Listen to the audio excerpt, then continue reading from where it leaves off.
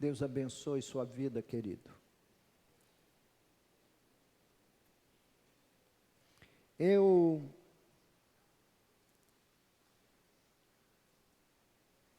tenho vivido os últimos 50 anos da minha vida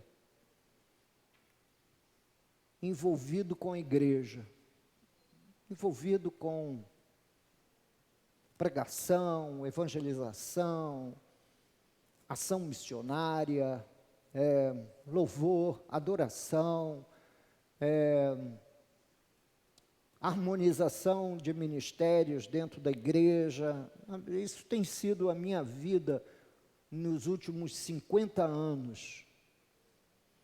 E nesses últimos 50 anos eu tenho pastoreado igrejas diferentes, rebanhos diferentes, seres humanos de cepas culturais diferentes. E, no entanto, eu digo aos irmãos que, independentemente da cultura, independentemente da nacionalidade, os dramas que envolvem a igreja são os mesmos. Ainda bem que Jesus abraçou para si a tarefa de edificar a igreja. A igreja custou o sangue de Jesus, portanto, amar a igreja é amar aquilo que Jesus amou. Amar a igreja não é simplesmente você ser um membro ativo da comunidade. Não. Amar a igreja é estar envolvido em algo que Jesus esteve envolvido e que levou à cruz do Calvário. Nós somos uma geração do sacrifício de Cristo. Portanto, a igreja reunida, eu vinha falando com a minha esposa ontem, a caminho de casa, nosso carro ferveu pelo caminho, eu quase que fiquei parado na linha vermelha à noite, mas chegamos em casa sãos e salvos. Ainda bem que há caminhões guincho e a gente trabalhando nessa estrada, e um irmão nosso foi me socorrer ontem à noite, quando tive essa pane no carro. E nesses últimos 50 anos, eu convivi com pessoas diferentes, e nós vivemos uma época da opinião. Todos nós nos achamos no direito, e faz parte daquilo que a gente defende como um direito inviolável do cidadão, poder se manifestar e dar opinião sobre tudo. Sobre tudo. Eu tenho o hábito de atender a alguns desses sites de desporto.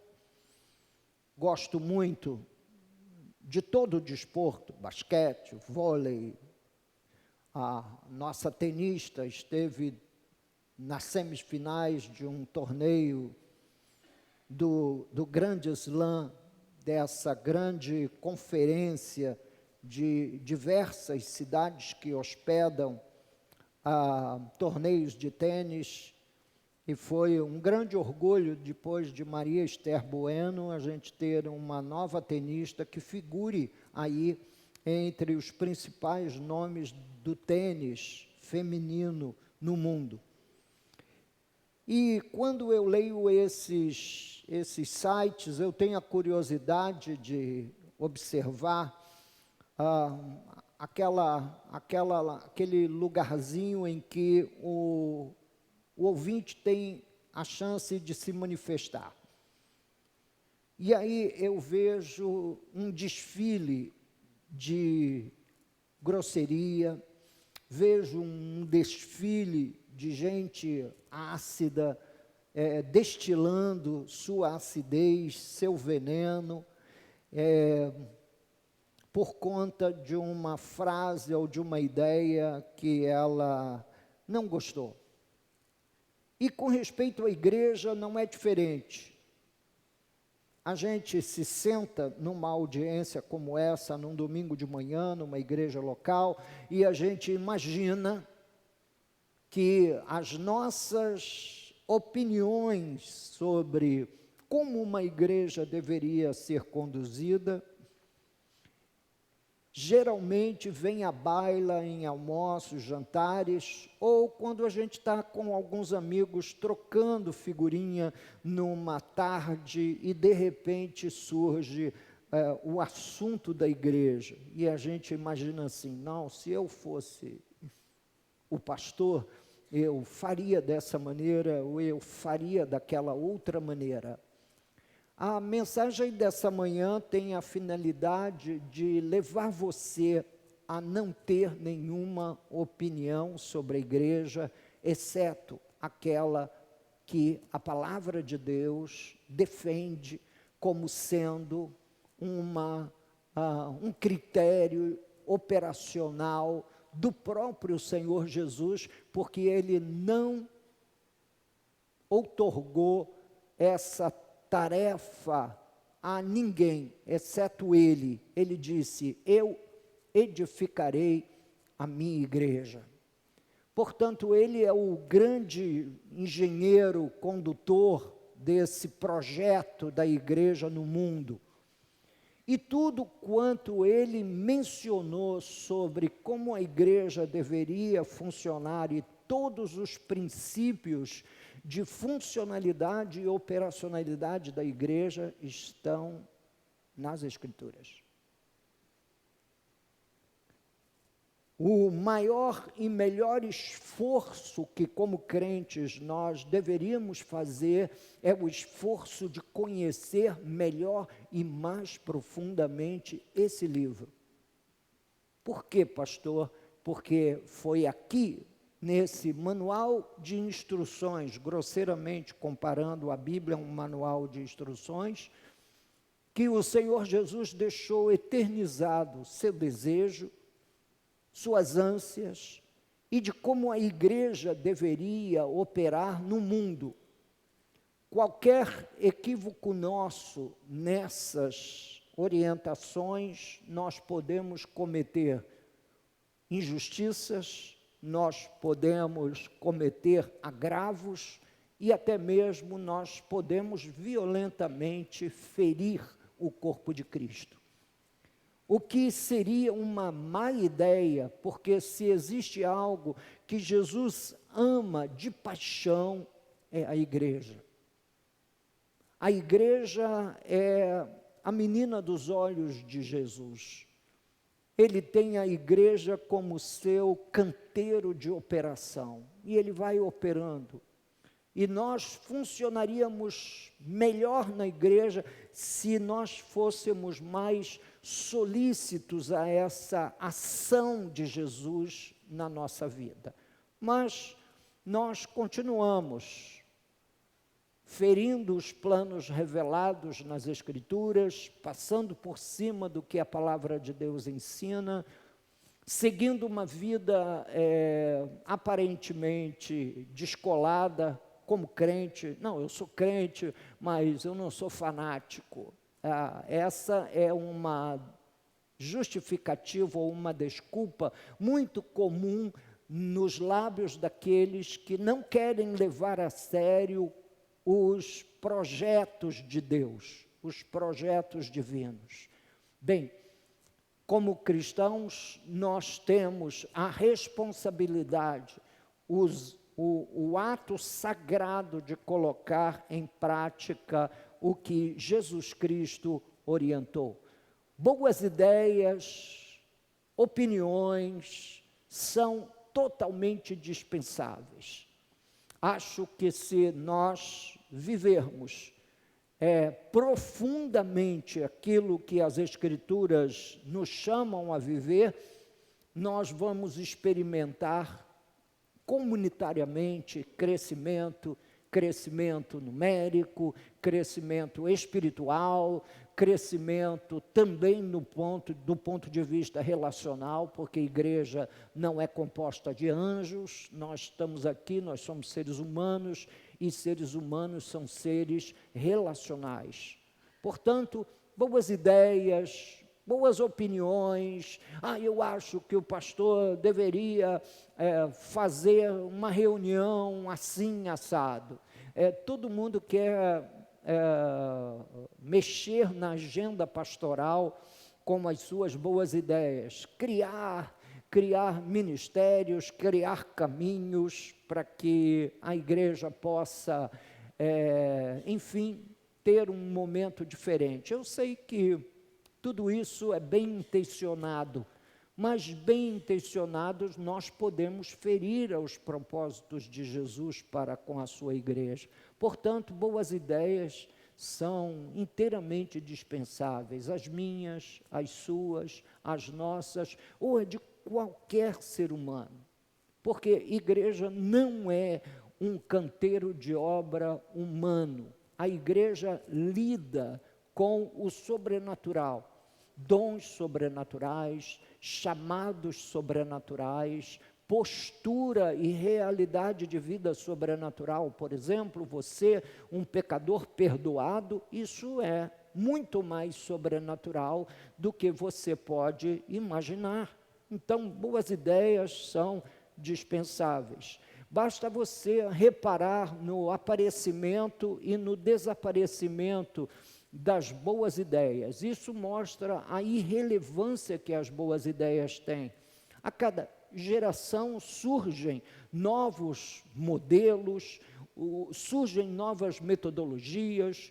Eu andei fazendo algumas pesquisas, agora a grande moda nesse momento no mundo evangélico e nessa cultura imagética, que é a cultura na qual nós estamos imersos, são as igrejas colocarem painéis de LED, e, portanto, você vê aquele grande painel de LED na retaguarda do pregador, e ele está ali com um púlpito fininho, às vezes nem um púlpito, outras vezes tem uma mesinha com um copo d'água, uma cadeira mais alta, e o sermão e a mensagem está deixando de ser, às vezes, um monólogo e uma proclamação para ser um diálogo. O pastor abre para a igreja o seu WhatsApp e no meio da sua fala, os membros da igreja vão interagindo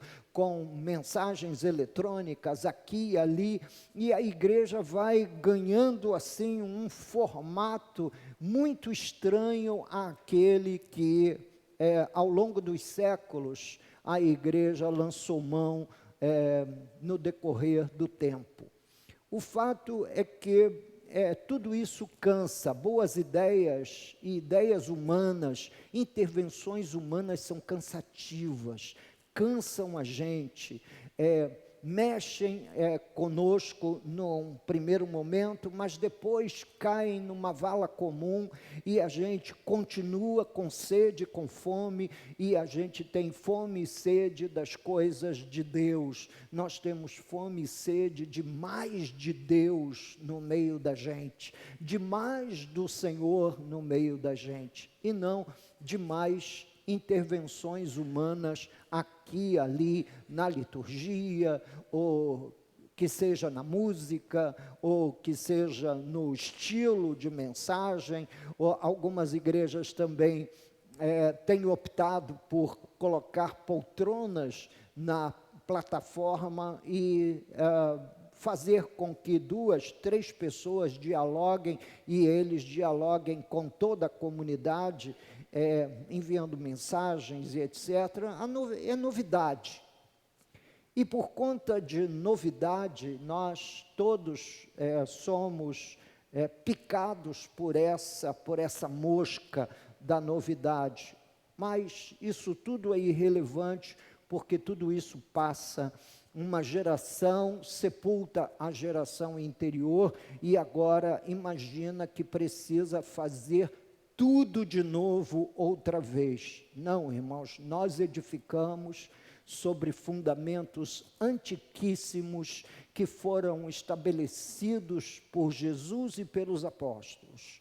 Qualquer tentativa de fugir desse modelo antigo de fé, esse modelo eternizado por esse livro que registra 7.000 anos de história humana, é pura vaidade.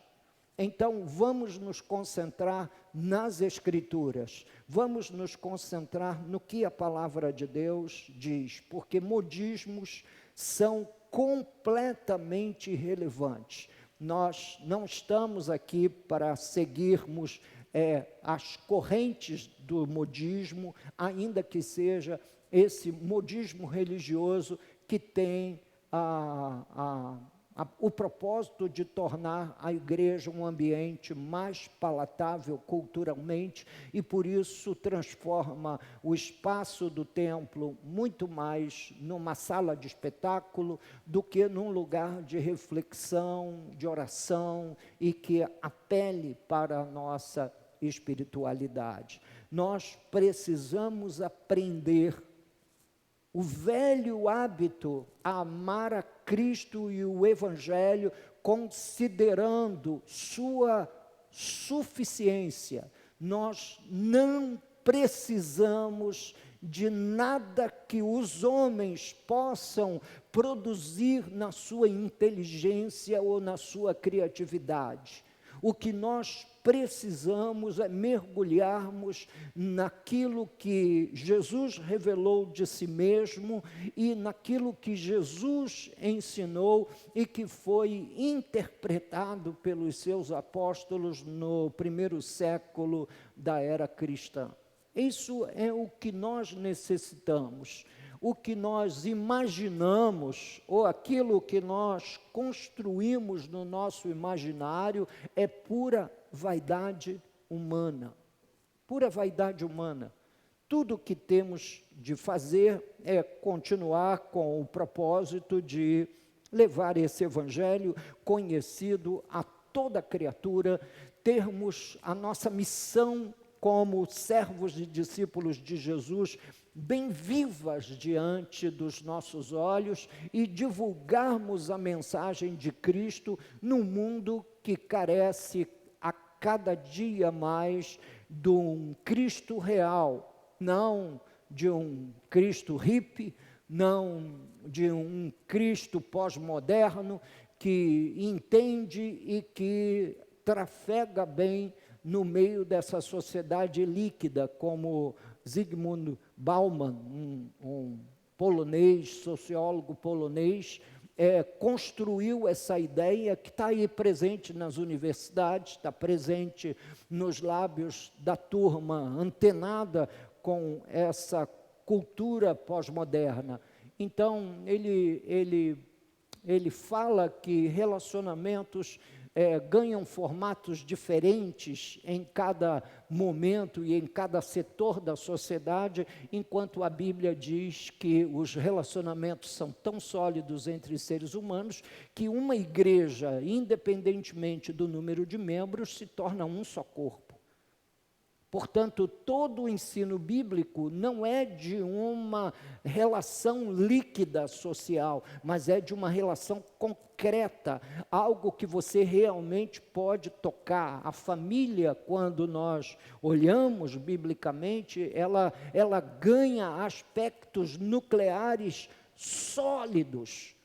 Essa é a ideia bíblica, a ideia de Jesus, a ideia de Deus. Então, depois dessa longa introdução, vamos partir para os textos bíblicos que devem tomar lugar para nós nessa manhã. Eu vou recuperar o texto de Mateus 16, que foi tão belamente explicado e que foi tão profundamente exposto aqui pelo nosso querido João no domingo passado, quando Jesus, depois que Pedro declara que Ele é o Filho de Deus e que não há salvação em nenhum outro. Tu és o Cristo, Filho do Deus vivo. Jesus responde: também eu te digo que tu és Pedro, e sobre esta pedra edificarei a minha igreja, e as portas do inferno não prevalecerão contra ela.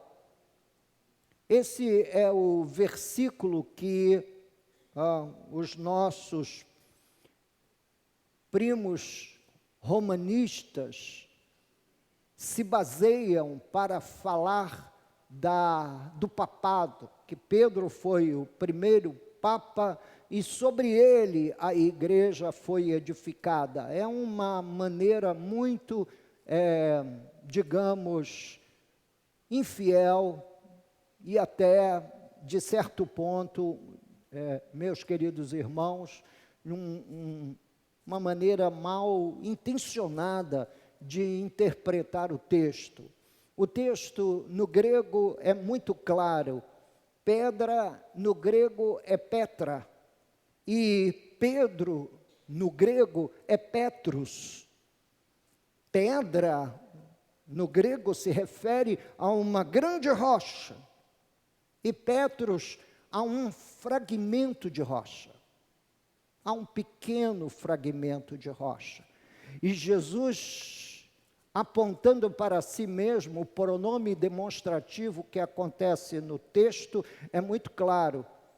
E sobre esta pedra, muitos de nós temos deficiências no âmbito da língua para podermos entender e interpretar. Nós não sabemos, às vezes, a diferença de esta e essa.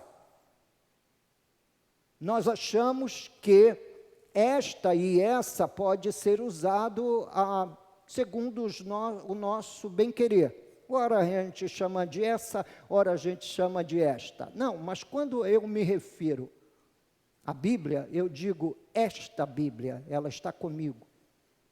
Se a Bíblia está sobre o púlpito, eu digo essa Bíblia. Então, quando você se refere a algo próximo a você, você usa o pronome, esta. Quando você fala sobre um objeto que está a certa distância de você, é essa. E, portanto, Jesus, falando de si mesmo, ele diz: sob esta pedra edificarei a minha igreja. A pedra é Cristo. A pedra fundamental, a pedra angular, o fundamento pleno da igreja não é o Papa. Qualquer um deles. Nem o Papa morto, nem o Papa deposto, nem o Papa atual. Na verdade, Jesus está falando de si mesmo. Esta pedra. Eu edificarei a minha igreja. E esse não é o único texto em que essa ideia aparece na Bíblia. Respondendo a Simão, Pedro ele disse: tu és o Cristo, Filho do Deus vivo. Essa é a declaração fundamental sobre a qual a igreja está estabelecida. A igreja não tem outra fundação que nós possamos, meus queridos irmãos, nos apegar, senão o ensino de Cristo e a pessoa de nosso Senhor Jesus Cristo, que são dois elementos inseparáveis da nossa fé. O profeta Zacarias, no Velho Testamento, falando desta tal pedra fundamental, ele disse: de Judá sairá a pedra angular. Jesus, ele é o chamado leão da tribo de Judá, aquele que veio da descendência de Davi, conforme os profetas haviam dito. E Zacarias disse: de Judá, não é de Manassés, não é de Efraim, não é de Rúben, não é de Azer, ou de qualquer uma das 12 tribos de Israel, mas de Judá sairá a pedra, dele a estaca da tenda, dele o arco de guerra, dele sairão todos os chefes juntos. Profecia de Zacarias, do Velho Testamento, capítulo 10, versículo 4, falando que de Judá viria o fundamento da igreja que nós celebramos nessa manhã na ceia. Em Salmos, capítulo 118, versículo 22, o salmista diz: a pedra que os construtores rejeitaram, essa veio a ser a principal pedra, a angular. E eu faço aqui distinção entre essas duas expressões, a principal pedra e a angular, que normalmente a gente lê na Bíblia sem ter ideia do que seja essa tal pedra angular, que é a pedra fundamental da construção civil antiga. Essa pedra que não somente une duas grandes paredes, duas grandes muralhas, mas é uma pedra que equilibra aqueles arcos que normalmente nós vemos nas construções romanas, e existe uma pedrazinha que vai mesmo em cima do arco, também conhecida como pedra angular. Eu dou aqui uma ideia mais ou menos visível para você. Essa pedra que era colocada na cabeça do arco era pedra que trazia o equilíbrio de forças sobre a coluna e o arco. Essa é a pedra angular.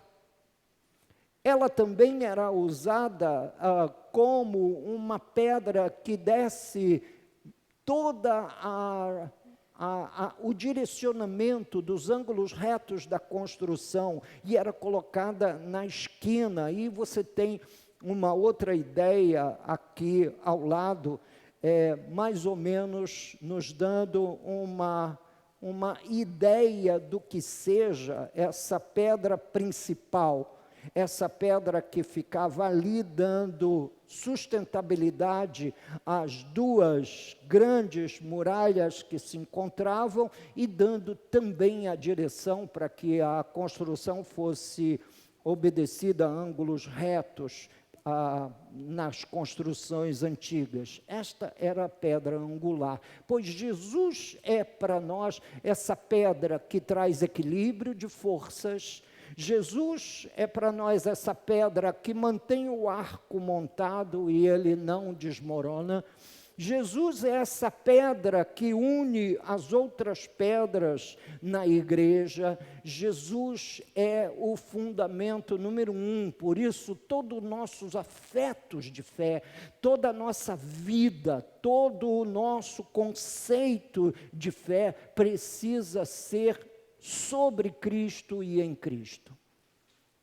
Qualquer tentativa da igreja fugir de Jesus, trazendo para o foco principal de suas atividades, quer seja a cultura, quer seja nomes da cultura ou modelos, é uma pura perda de tempo. Jesus andou por toda parte, pregou sem microfone, não tinha uma sala refrigerada e nem tinha câmeras sobre si. No entanto, meus irmãos, por toda a terra se ouve a sua voz. Essa voz é amplificada pelo Espírito Santo em toda a terra. E como igreja, nós precisamos olhar para a preciosidade dessa pedra fundamental e nos alegrarmos nessa pedra fundamental que é Cristo Jesus. A igreja não segue padrões próprios ou pessoais. Toda construção depende das instruções de Cristo. Ela é o grande edifício de Cristo. O apóstolo Paulo disse que uma vez a igreja bem ajustada, ela cresce para edifício, para santuário de Deus. Portanto, o que está sendo edificado aqui não é um movimento humano, não é algo no qual eu possa catapultar meu nome, é algo que eu possa colocar o meu nome em letras de neon à frente de todo o processo. O que nós estamos fazendo aqui, semana após semana, é formando discípulos, ensinando a palavra de Deus e tornando o nome de Jesus acima de todo nome, de modo que nós possamos, todos nós, nos derretermos de paixão afetuosa pelo Cristo bendito que fora revelado para nós através das Escrituras Sagradas. Todo tipo de afeição religiosa que foge de Cristo, meus irmãos, erra o alvo. Nós não podemos ter afeições a outra coisa a não ser por Jesus. Esse é a nossa missão, entender a suficiência de Jesus. Cristo é suficiente para nós. Cristo é suficiente para a nossa firmeza de vida e de fé. Cristo é suficiente para que nós terminemos essa jornada de forma positiva. Cristo Jesus e ninguém mais além de Cristo. O apóstolo Paulo, em texto que nós vamos explorar melhor nas mensagens seguintes, lá no capítulo 2 de Efésios, ele diz o seguinte, ele dá algumas metáforas, figuras da igreja, aqui nesse pedaço de Bíblia, e ele diz assim: já não sois estrangeiros e peregrinos, mas concidadãos dos santos. A igreja é uma composição de gente santificada por Cristo. Igreja não é uma composição de pecadores tentando elaborar um bom projeto para tornar aquele lugar um lugar espetacular e tornar a experiência da igreja como mais uma experiência sensorial entre diversas. Não. A igreja é simplesmente um conglomerado de gente que foi salva, que foi santificada por Jesus e que ama se santificar.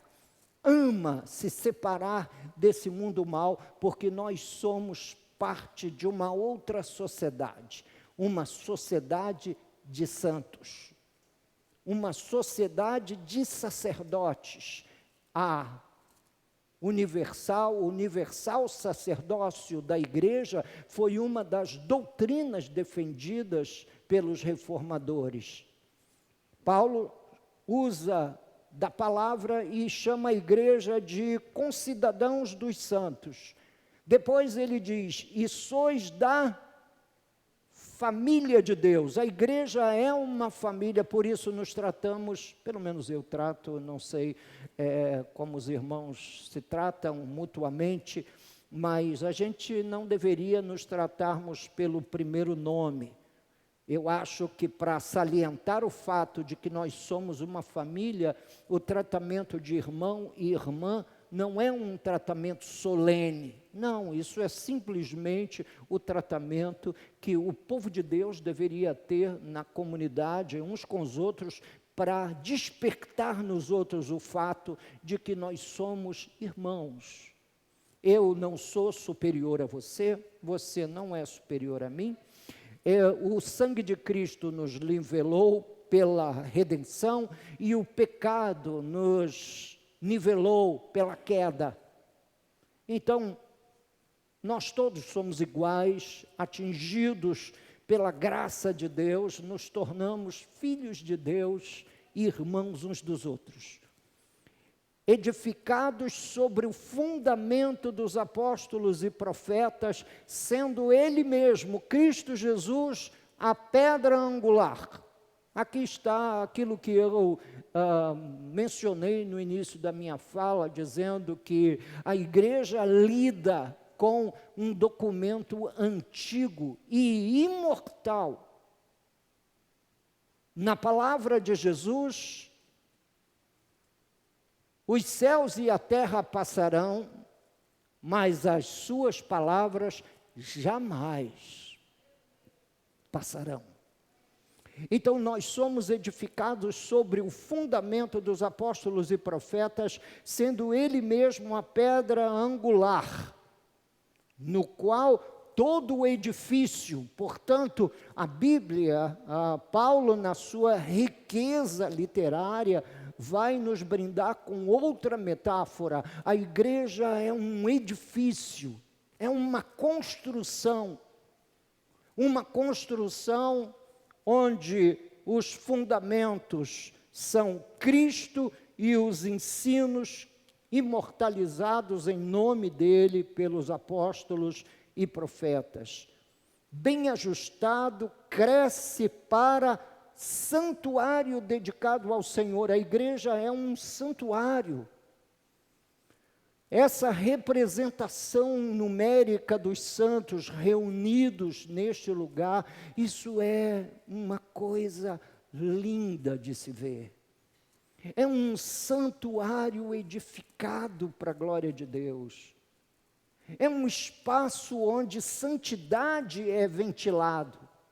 Não liberdade para fazer o que quer, mas a liberdade para voluntariamente, movido por um espírito da graça, nos colocarmos em sujeição absoluta ao governo de Jesus e seguir pela vida, defendendo um documento de 7.000 anos de vida, no meio de uma sociedade que quer a todo momento se levantar contra esses expoentes da fé. Portanto, ser igreja é uma das coisas mais contraculturais que existe, porque nós somos concidadãos dos santos, ao mesmo tempo que somos santuário dedicado ao Senhor. Observe essa parte do versículo. Diz que nós somos edificados sobre qual fundamento? Qual fundamento, irmão? Dos apóstolos e profetas, sendo ele mesmo, Cristo Jesus, a pedra angular. Não é sobre o fundamento do pastor Weber, não é sobre o fundamento de algum líder evangélico do presente ou do passado. Nós não estamos edificados sobre o fundamento de João Calvino, nem sobre o fundamento de Lutero, nem sobre o fundamento dessas estrelas do mundo religioso gospel dos nossos dias. Não. Nós somos edificados sobre o fundamento dos apóstolos e profetas, sendo ele mesmo, Cristo Jesus, a pedra principal, a pedra angular. Pedra principal foi aqui. O salmista fala lá em Salmos 118, verso 22. Portanto, na igreja não cabe as minhas vontades, a sua vontade, a nossa vontade. Eu sei que se a gente fosse satisfazer a vontade de toda a gente, nós teríamos uma parede de cada cor, nós teríamos as mais diferentes músicas, com os mais diferentes ritmos sendo tocados, os irmãos, provavelmente provenientes de certas regiões do país, quereriam ritmo, o carioca insistiria por haver um samba na igreja, de maneira que todos os irmãos pudessem deixar cair mesmo a cadeira e rebolar à vontade, não é? Isso me faz lembrar de um membro da igreja que nós tínhamos lá em Joanesburgo, e o rapaz sofreu um acidente de moto, a vida dele era um milagre, mas aquilo deixou sequelas na vida do rapaz. E quando os instrumentos começavam a tocar, ele achava que estava numa discoteca. Era passo até imitando o Michael Jackson lá, não é? Naquela coisa do o pezinho para lá, e ele rebolava para cá. E o nosso líder de louvor foi muito gentil com ele e com a história dele, dizendo: irmão, desculpe, mas a igreja recebe muitos convidados, talvez fosse bom você ser mais contido. Ou então, se você quer fazer esses passos todos, de toda essa coreografia, se senta mais atrás. Aí ele foi se sentar na última fileira de bancos e continuou deixando a cadeira cair, não é? E continuou nos passos de dança dele, não sei o que lá, e etc. E mais uma vez o nosso ministro de louvor chegou para ele, muito carinhosamente, da mesma maneira, e ele perguntou: o irmão quer que eu vá para trás da cortina? Pois é, para trás da cortina não era uma má ideia, porque assim ele poderia dançar para Jesus, não é? E só Jesus, e a quem ele dizia que estava oferecendo lá o louvor dele. O fato é que nós somos edificados sobre fundamentos muito antigos, e a igreja não tinha os vícios que tem hoje. Ao longo do tempo, as diversas culturas e hábitos foram trazendo modelos para dentro da igreja e expressões que foram, de alguma forma, alterando esses fundamentos. Outros elementos que também surgem no cenário para eu tocar aqui quanto a novas concepções de fé evangélica, porque hoje a nomenclatura evangélica abarca uma interminável número de igrejas das mais diferentes e com as mais diferentes doutrinas. Não deveria, mas abarca. E o fato é que quando você se apresenta como evangélico, você é imediatamente relacionado com esse monte de vícios que a igreja, em cada período, vai assimilando, e modelos que ela vai abraçando. Na verdade, nós estamos aqui numa igreja muito simples. Nós não pretendemos ser a maior igreja, nem a melhor igreja, nós só pretendemos cumprir a missão que recebemos de Jesus. E a missão que recebemos de Jesus é que nós precisamos funcionar no corpo e que nós precisamos dar testemunho da nossa fé. Nós não podemos partir dessa vida calados, mudos, com respeito à boa notícia de que só Jesus Cristo salva. É disso que a igreja deveria se dedicar. Eu entendo que o ambiente político do Brasil nas últimas eleições deixou os nossos nervos aflorados, e a ideia da liberdade de expressão foi nos dando uma percepção de que nós temos liberdade de ofender. O fato é que nós escorregamos muito ao longo dessa trilha. E nós, sempre quando vocês estiverem diante da sua rede social, lá da sua página do Facebook, do Instagram, tem algumas coisas que você deveria evitar. Por exemplo, você deveria evitar o narcisismo hedonista desse tempo. O que é o narcisismo hedonista? É que você está sempre na exploração da sua própria imagem. E você tem lá um Instagram onde você coloca todo gênero de foto sua. Estou feliz, estou alegre, estou contente, estou isso, estou aquilo, estou dessa maneira, estou frito, estou cozido. Esse narcisismo, essa adoração à própria imagem, deveria ser algo que nós cristãos jamais deveríamos defender. Por quê? Porque nós não vivemos segundo a nossa imagem no reino de Deus. A imagem que nós queremos refletir é a imagem de Cristo.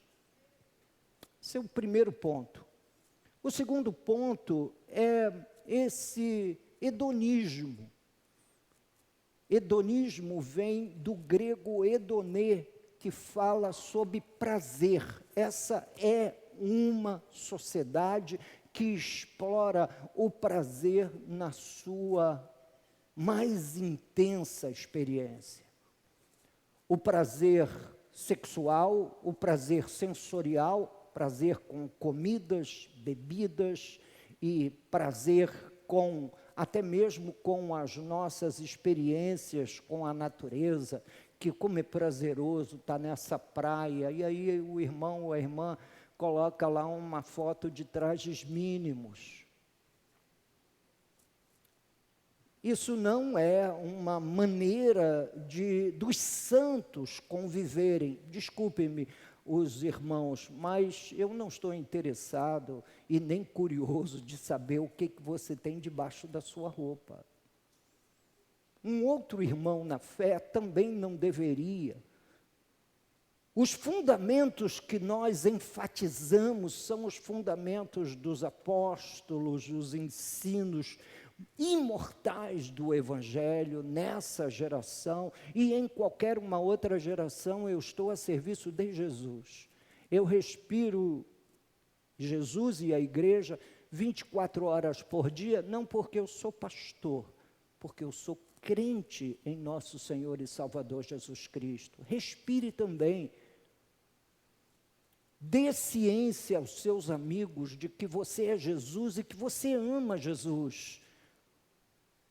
As culturas humanas sobreviveram até hoje sem que você tenha que postar a cada segundo uma foto sua fazendo alguma coisa de diferente. Ontem eu fiz uma experiência. Foi 93 anos da nossa amada Estelina e só a irmã Estelina realmente me tira de casa num sábado à noite para estar envolvido numa atividade extra na noite de sábado. Mas lá estive com eles, postei uma foto minha da Lourdes com ela. Poxa, porque uma senhora de 93 anos, meus irmãos, os irmãos hão de convir, é digno de nota. É digno de nota, graças a Deus. Mas eu postei também uma foto do texto que eu ia pregar, Salmos capítulo 92, versos de 12 a 15. Observem o que é essa cultura. Eu tive mais de 50 curtidas na foto que tirei com a irmã Estelina e a coitada da minha Bíblia não chegou nem a 10.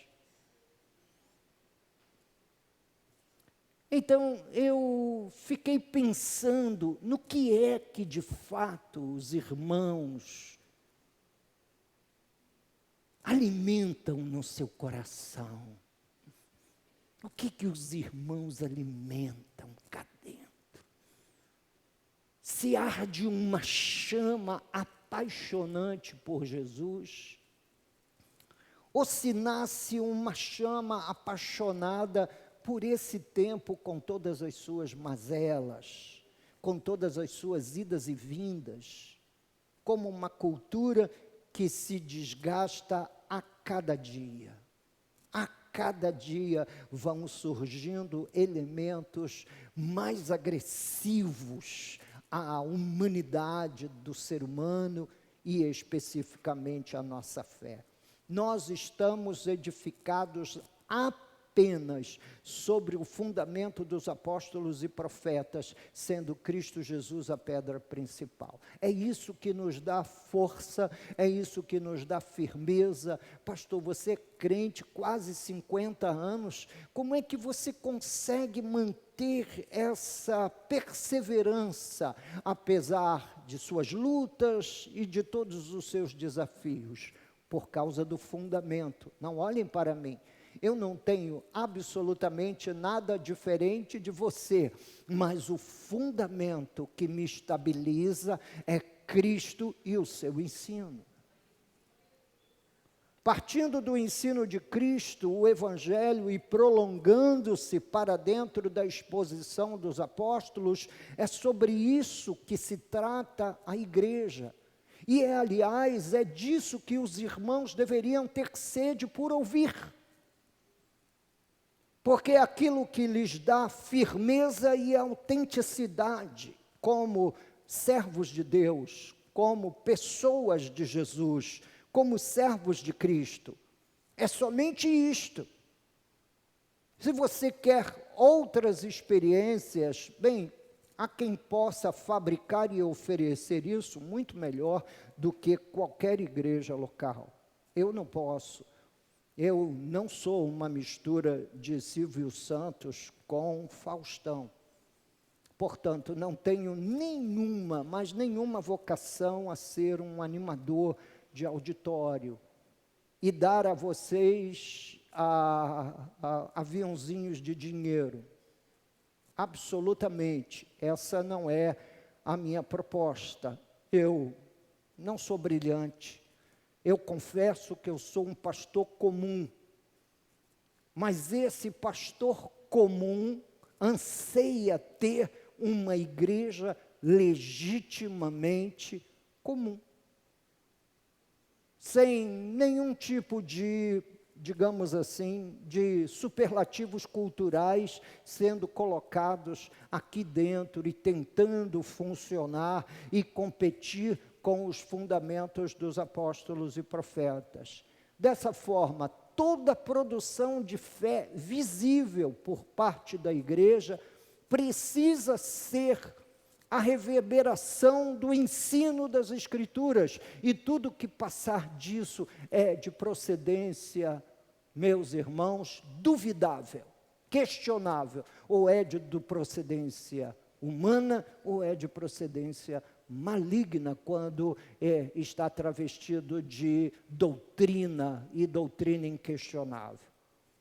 Em 1 Coríntios capítulo 3, versículo 10, o apóstolo Paulo disse: segundo a graça de Deus que me foi dada, lancei o fundamento como prudente construtor, e outro edifica sobre ele, porém, cada um veja lá o que está fazendo em nome de Deus com a igreja.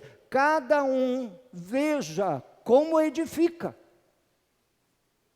Então, se nós seguimos o projeto dos apóstolos e profetas, nós estamos seguindo um projeto. E um projeto que nos foi colocado nas mãos. Se nós vamos tentar vazar esse projeto de influência nossa, abrindo janelas onde não deve, portas onde jamais deveria ser abertas para outros cômodos, o apóstolo Paulo faz essa advertência. Veja lá como edifica. E ele, deixa eu concluir esse pensamento para a gente terminar. No verso 11, capítulo 3 de 1 Coríntios, ele diz: porque ninguém são quantos? Ninguém é um conjunto vazio, irmãos. Ninguém pode lançar outro fundamento além do que foi posto, o qual é Jesus Cristo. Ele é o grande fundamento, a pedra angular, a pedra principal, a pedra de esquina, a pedra que os construtores do passado rejeitaram, mas para nós, segundo escreve o apóstolo Pedro em sua carta, eleita e preciosa. Eleita e preciosa. Verso 12: contudo, se o que alguém edifica sobre o fundamento é ouro, prata, pedras preciosas, madeira, feno, palha, você veja que há dois conjuntos de materiais a serem usados na construção desse edifício, em cada geração. O primeiro grupo de materiais são materiais duradouros, resistentes ao tempo e ao fogo. O ouro, a prata, as pedras preciosas. E o segundo grupo de materiais, a madeira, o feno e a palha. Eu estou certo de que seria muito mais fácil e rápido construirmos um edifício de feno. A gente compraria dessas fábricas que fazem esses grandes cilindros ou esses grandes cubos de capim, empilharíamos um sobre o outro e em um dia o edifício estaria todo concluído. Mas não. O apóstolo Paulo sugere que nós tomemos em nossas mãos o ouro, a prata, as pedras preciosas, que são importantes materiais para a edificação desse sagrado santuário divino. Agora,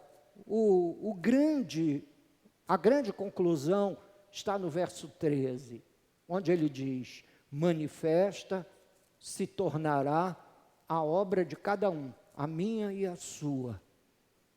Pois o dia, com D maiúsculo, referindo-se ao dia do juízo, o dia a demonstrará, porque está sendo revelada pelo fogo. E qual seja a obra de cada um, o próprio fogo o provará.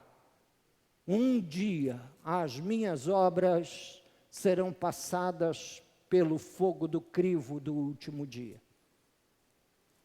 As suas obras, as nossas obras como comunidade, os nossos anseios, nossos desejos, nossos alvos, aquilo que para nós é caro, que é inegociável, vai ser passado pelo fogo.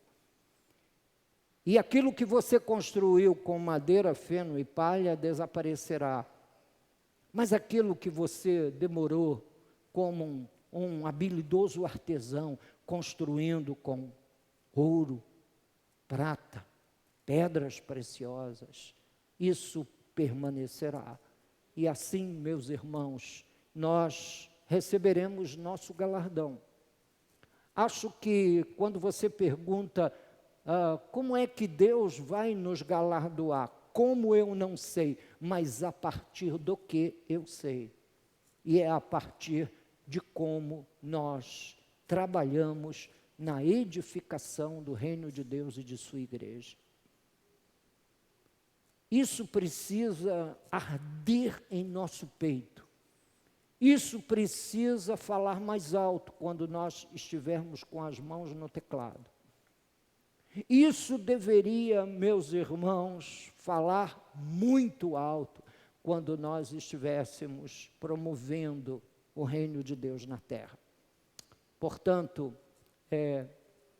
eu termino aqui o sermão dessa manhã, já passando 5 minutos do meu horário habitual, para convidar os irmãos. Vamos construir com ouro, prata e pedras preciosas. Amém? Vamos orar.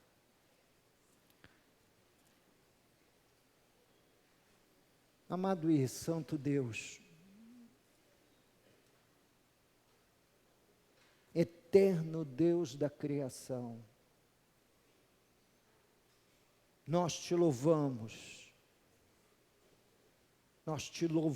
e te glorificamos. Nós pedimos ao Senhor habilidade, força, energia, para, Senhor, nadar contra a correnteza, estabelecer os nossos pés bem firmados, nesse antigo documento conhecido como o Evangelho de Jesus. E todas as Escrituras norteando os nossos afetos, afeições, anseios ao longo da vida. Toma-nos em seus braços, Senhor. Fortalece o nosso coração e fala profundamente às nossas almas. Ajuda-nos, visita-nos, ó Deus, com a sua graça. Visita-nos com a sua iluminação, com a sua sabedoria. E ajuda-nos a enxergar o que as Escrituras ensinam.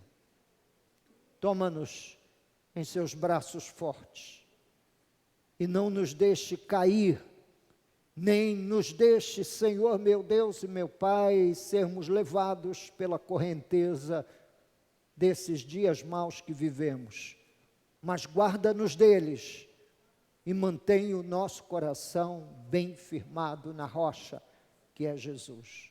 Senhor, leva-nos em paz, dá-nos uma tarde em família, que nós estejamos de novo aqui logo mais para ouvir a sua palavra, cantarmos louvores e de modo comum, simples, funcionarmos como igreja para a sua glória. Senhor, ajuda-nos a escolher melhor os materiais com os quais nós edificamos esse sagrado edifício chamado igreja. Ajuda-nos a escolher o ouro, a prata, as pedras preciosas para o louvor do Senhor, em nome de Jesus. Amém e amém. Ide em paz, queridos, que o Senhor os acompanhe. Professores da Escola Bíblica Dominical, por favor.